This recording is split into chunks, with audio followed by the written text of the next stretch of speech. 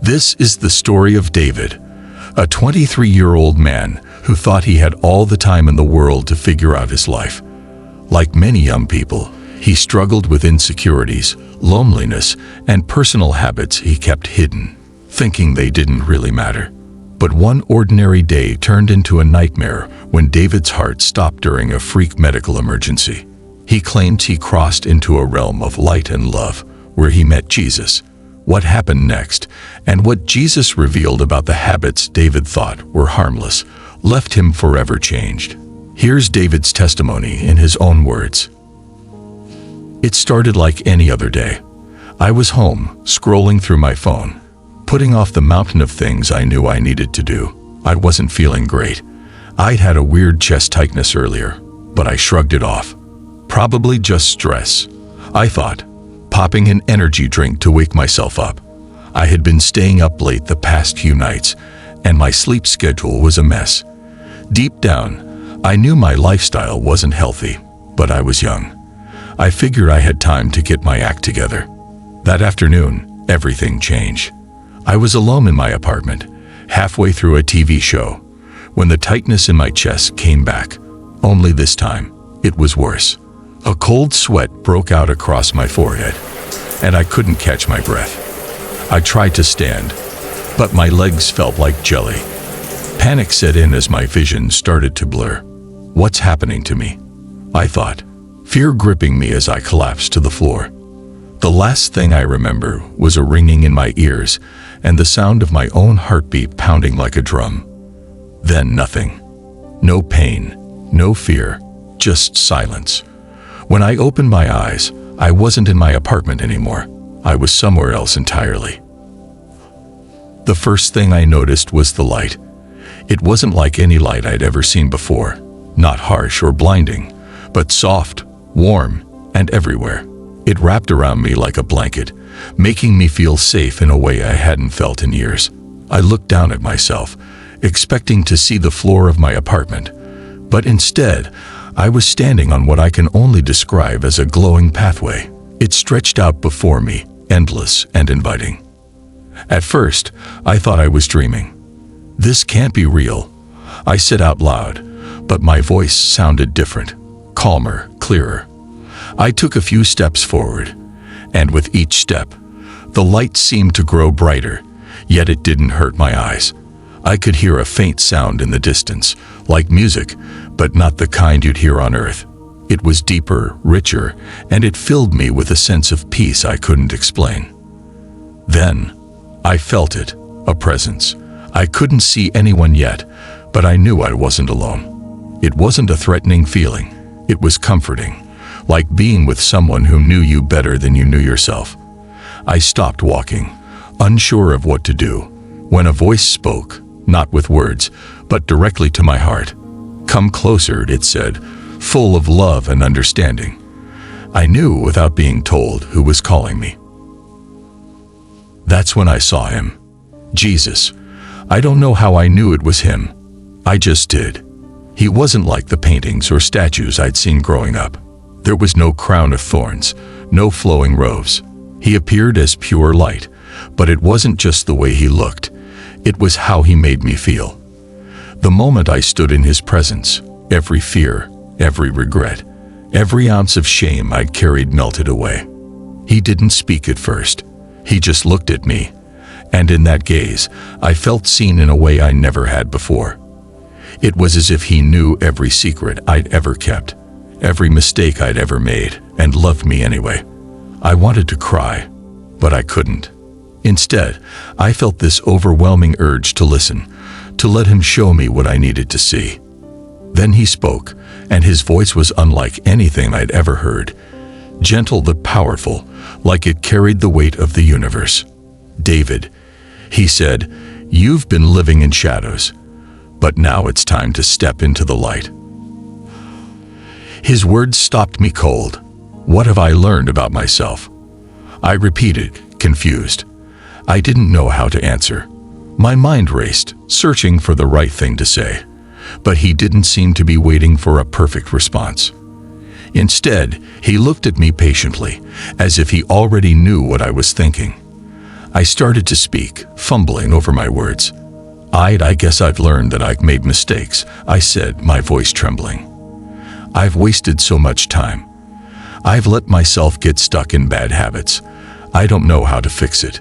Jesus nodded, his expression softening. "Do you know why you feel stuck?" he asked. I shook my head, ashamed. "Because you carry guilt," he continued. "You've allowed shame to build walls around your heart, keeping you from understanding the truth." The truth. That word hit me like a lightning bolt. What truth? I wanted to ask, but before I could, he raised his hand, and suddenly, the light around us began to shift. Images started to form, like a movie playing in the air. It was my life, but not just the parts I remembered. It was the hidden moments, the times I'd spent alone, battling thoughts I was too scared to share with anyone. I saw myself as a teenager, sitting alone in my room, feeling ashamed of my thoughts and habits. I watched as the shame grew over the years, affecting how I saw myself and how I treated others. I avoided relationships, afraid people would see the parts of me I tried so hard to hide. I told myself it didn't matter, that everyone had flaws. But deep down, I felt unworthy of love and connection. Jesus didn't condemn me for these moments. Instead, he showed me how my secrecy and shame had shaped my choices. "You've been running from yourself," he said, his voice full of compassion. "But there's no need to run. What you're hiding isn't as powerful as the love that can set you free." As the images of my life continued to play, Jesus spoke gently, helping me see the truth I had been blind to for so long. "David," he said, "you've spent so much time hiding from yourself because you believe that your struggles made you unworthy. But I want to show you what you've missed." The images shifted, and I saw myself sitting alone in my room, battling guilt and shame over habits I thought were harmless. Jesus didn't speak with anger or judgment. Instead, he showed me how those moments weren't just about what I was doing. They were about what I was feeling. I saw myself turning to those habits not out of joy or fulfillment, but to escape feelings of loneliness, insecurity, and fear. "You've been trying to fill a void," Jesus explained, "but the things you've turned to cannot fill it. They only make the void grow." The weight of his words hit me like a tidal wave. I realized I hadn't just been trying to numb my emotions. I had been running from them, refusing to face the deeper pain underneath. And in doing so, I had allowed those habits to take up space in my life that could have been filled with purpose, love, and connection. Jesus then did something I'll never forget. He reached out his hand, and suddenly, I felt the walls of shame I had built around my heart begin to crumble. "You were never meant to carry this burden," he said. "I love you as you are, even with your struggles." For the first time, I felt the full weight of what that meant. Jesus wasn't dismissing my actions or telling me they didn't matter. He was helping me see that my worth wasn't tied to my mistakes. I wasn't defined by my habits, my fears, or my guilt. I was loved, wholly and completely, despite them. As the shame began to lift, I felt something else take its place. Freedom. I realized that the things I had been hiding from, my insecurities, my feelings of inadequacy, weren't as terrifying as I had thought. They were part of being human, and facing them with honesty and love was the first step toward healing. "You don't need to be perfect to be loved," Jesus said, "but you do need to be honest, with yourself and with me." Next, Jesus showed me the importance of intent. "David," he said, "your actions aren't just about what you do, they're about why you do them." He explained that every choice I made came down to my intent. Was I acting out of love, growth, and connection? Or was I acting out of fear, avoidance, and self-centeredness? He showed me moments in my life where my habits had been rooted in escape rather than fulfillment. I saw how I had used distractions to avoid dealing with my emotions, how I had shut people out because I was afraid they'd see the parts of me I didn't want to face. But then he showed me something else. Moments where I had acted out of love and purpose, even in small ways. I saw myself helping a friend through a tough time, volunteering at a food bank, and encouraging someone who was struggling. These moments, Jesus said, are when you were most alive. They came from a place of love and connection. And that is what you were made for. I realized then that my habits weren't the root problem. They were symptoms of a deeper issue. What mattered most was my intent. Whether I was choosing actions that brought me closer to love and purpose or further away.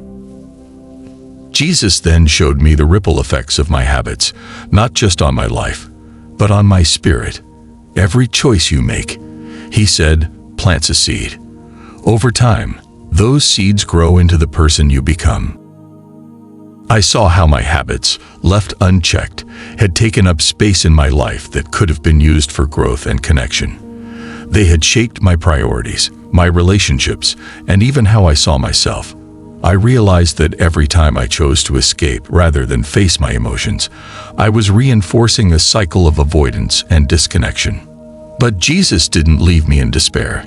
He showed me how I could start planting new seeds, seeds of self-discipline, purpose, and love. He explained that habits weren't just about what I did, but about who I was becoming. Your actions, he said, are the foundation of your character.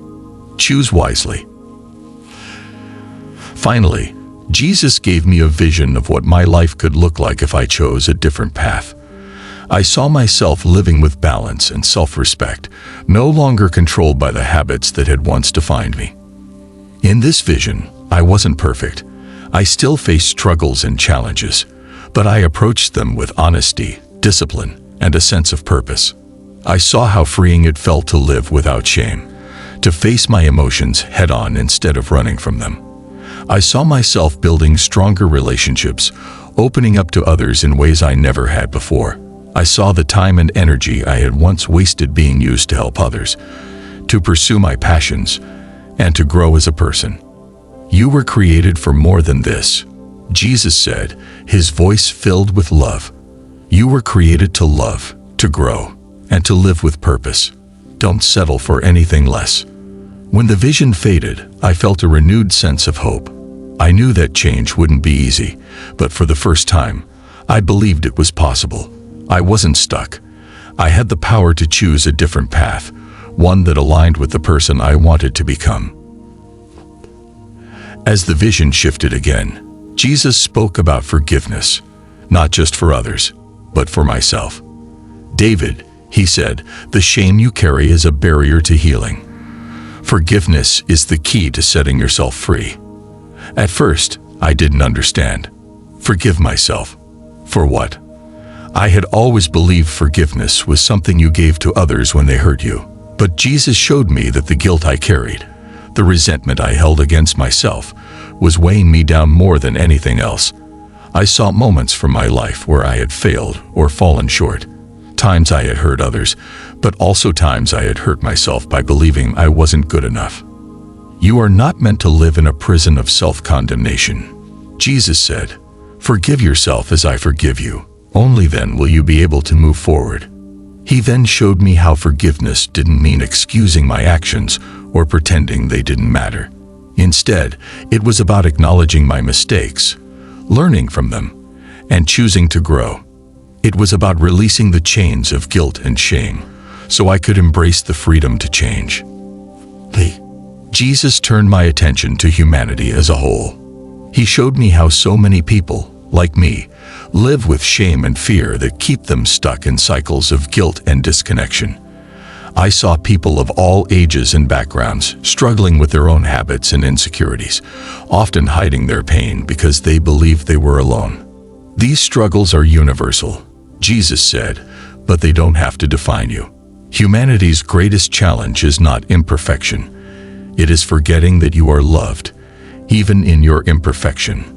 He showed me how shame isolates people, making them afraid to reach out for help. But he also showed me moments of connection, when someone chose vulnerability and found healing through love and support. Jesus emphasized that these moments weren't rare. They were opportunities that existed every day, if only we chose to see them. You are not alone, he said, and neither is anyone else. Share what you've learned, and you will help others find their way. Next, Jesus revealed to me what life could look like when lived with purpose. He explained that every person is created with unique gifts and talents, and that these gifts are meant to be used to bring love, growth, and healing into the world.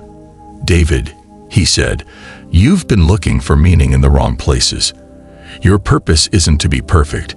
It's to use your imperfections to connect with others." He gave me a glimpse of my potential future if I chose to embrace this purpose. I saw myself sharing my story, not as someone who had all the answers, but as someone willing to be honest about his struggles. I saw how my vulnerability inspired others to open up about their own challenges, creating a ripple effect of connection and healing. Jesus made it clear that purpose wasn't about grand achievements or dramatic gestures. It was about living with intention, choosing to align my actions with the values of love, compassion, and growth. He reminded me that even small choices, like offering a kind word or lending a hand, could make a profound difference. Jesus then showed me a vision of a balanced life. In this vision, I saw myself living in harmony with my emotions, my relationships, and my responsibilities. I wasn't perfect, but I wasn't striving for perfection either. Instead, I was striving for balance, a life where my habits didn't control me, where I faced my struggles with honesty, and where I nurtured the connections that truly mattered.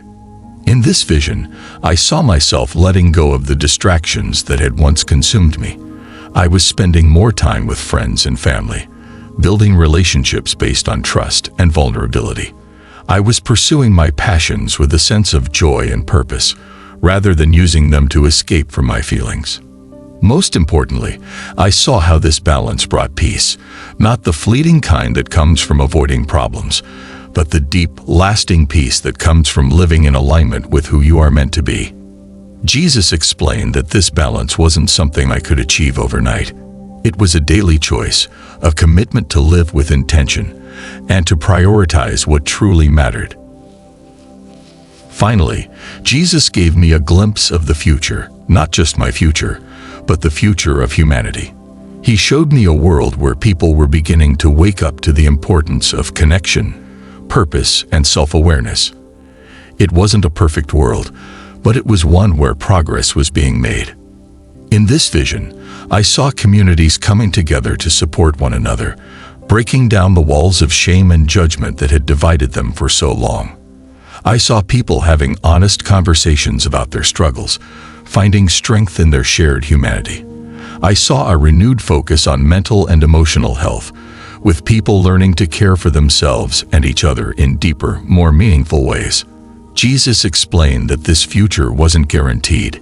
It was a possibility, one that depended on the choices we made today. Every small act of love, he said, moves the world closer to healing. Every moment of honesty, every step toward self-awareness, plants a seed for the future. As the vision faded, I felt a sense of hope I hadn't known in years. I realized that the change Jesus had shown me wasn't just about me. It was about all of us. And it started with a single choice: to live with love, purpose, and connection. As the vision of the future faded, Jesus turned to me with a serious expression. "David," he said, "what I've shown you is possible, but only if you and others choose to act. Complacency is the greatest threat to growth." He showed me what could happen if people ignored the lessons of love, connection, and self-awareness. I saw a world where people retreated into isolation, consumed by distractions and habits that kept them disconnected. Communities grew colder, and relationships fractured under the weight of unspoken pain. The ripple effects of complacency spread like a virus, leaving people more divided and lonely than ever before. I realized that complacency wasn't just about doing nothing. It was about choosing comfort over growth, silence over honesty, and fear over love. Jesus made it clear that healing and progress required constant effort. Every day, he said, you will have the opportunity to choose love, connection, and purpose. Don't let those opportunities slip away. His words stayed with me, a reminder that the path forward wasn't easy, but it was worth the effort. I knew I couldn't allow myself to fall back into old patterns of avoidance and distraction. Change wasn't just a one-time decision. It was a lifelong commitment. Next, Jesus showed me how even the smallest actions could create profound change. He said, "David, you don't need to change the whole world in a day. Start small. Start with the people around you." I saw scenes of ordinary people doing extraordinary things simply by being kind, patient, and present. A man helping his neighbor fix a fence. A woman offering encouragement to a friend going through a tough time. A child sharing their lunch with a classmate who had none. These weren't grand gestures, but they had a ripple effect, inspiring others to act with the same love and generosity. Jesus explained that small actions done consistently could transform lives. Love isn't about grand speeches or perfect deeds, he said. It's about showing up every day in the little moments that matter. I realized that I didn't need to wait for the perfect moment to make a difference. Every interaction, no matter how small, was an opportunity to plant seeds of kindness and connection. It wasn't about being perfect. It was about being present and intentional. As my time in the afterlife came to an end, Jesus spoke one final time. "David," he said, "it's time for you to go back. Your life isn't over. It's just beginning." With those words, I felt a sudden pull, like I was being drawn back into my body. The warmth and light of the afterlife faded, replaced by the cold, sterile brightness of a hospital room. My eyes fluttered open, and I was met with the relieved faces of my parents and a nurse. "You're awake," my mom whispered, tears streaming down her face. I could see the worry and exhaustion in her eyes, but also the love. I felt disoriented at first, unsure if what I had experienced was real. But as the memories flooded back, I knew deep in my soul that it was. I had been given a second chance, a chance to live differently, to let go of shame, and to embrace love and purpose. The days and weeks after my experience were both challenging and rewarding. I didn't change overnight, but I began taking small steps toward living the life Jesus had shown me. I started by being honest with myself about my struggles. I stopped hiding behind distractions and began facing my emotions head-on. I reached out to friends I had distanced myself from, opening up about my experience and the lessons I had learned. To my surprise, many of them shared their own struggles, and we found strength in supporting each other. I realized that vulnerability wasn't a weakness. It was a bridge that connected us. I also made a conscious effort to change my habits. I replaced the time I had spent on distractions with activities that brought me joy and fulfillment. I started journaling, exercising, and volunteering at a local community center. These weren't monumental changes, but they helped me align my actions with the person I wanted to become. The most significant change, however, was in how I viewed myself. For the first time, I saw myself as worthy, not because I was perfect, but because I was loved. That realization gave me the courage to keep growing, even when it was hard. If there's one thing I want people to take from my story, it's this. You are not defined by your mistakes or your struggles. You are loved, even in your imperfections, and you have the power to choose a different path. Jesus showed me that life isn't about being flawless. It's about living with intention, connecting with others, and using every moment as an opportunity to grow. If you're carrying guilt or shame, know that you don't have to carry it alone. Forgiveness is always available, both from yourself and from God. My journey isn't over, it's just beginning. But if I've learned anything, it's that change starts with small, intentional steps. Whether it's reaching out to someone, letting go of a harmful habit, or simply being kinder to yourself, every choice matters. So if you're listening to this, take a moment to reflect on your own life. Ask yourself, what seeds are you planting? Are your actions bringing you closer to love and purpose or further away? Whatever your answer, know this: it's never too late to start again.